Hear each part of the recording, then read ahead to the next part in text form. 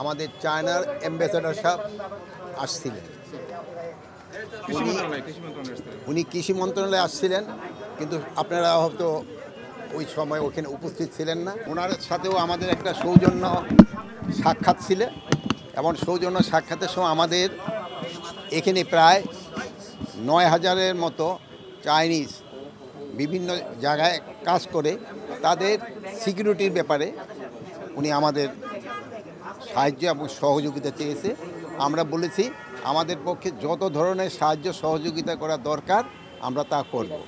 তারপর ওনার আরেকটা কনসার্ন আমরা রেজ করেছি। আপনারা সবাই জানেন আমাদের অনেকগুলি ডিস্ট্রিক্ট বন্যায় ক্ষতিগ্রস্ত হয়েছে, এবং এই ক্ষতিগ্রস্ত এলাকায় ওনারা আমাদের কী ধরনের সাহায্য সহযোগিতা করতে পারে, এই জন্য তাদের কাছে আমরা অনুরোধ করেছি আপনারা যত ধরনের সাহায্য এবং সহযোগিতা করতে পারেন, এই জন্য তাদের আমরা অনুরোধ করেছি। তারপরে আসছিলেন এই কি বলে মানবাধিকার কমিশন। তাদের এইটা ছিল একটা সৌজন্য সাক্ষাৎ, এটা পিওর একটা সৌজন্য সাক্ষাৎ, এবং আমরা তাদের অ্যাসিওর করছি যে কোনো ব্যাপারে যে কোনো ধরনের সাহায্য সহযোগিতা দরকার আমরা তাদের সাহায্য সহযোগিতা করব।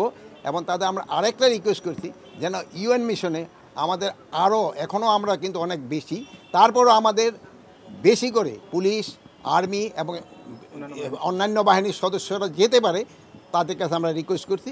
এবং তারা বলছে যে বাংলাদেশে যারা ইউএনএ কাজ করতেছে তারা খুবই ভালো কাজ করতেছে, তারা এদের খুবই প্রেস করছে, এবং বলছে ভবিষ্যতে এই বাংলাদেশে সবসময় যেন এক নাম্বারেই থাকতে পারে এই ব্যবস্থা তারা করবে।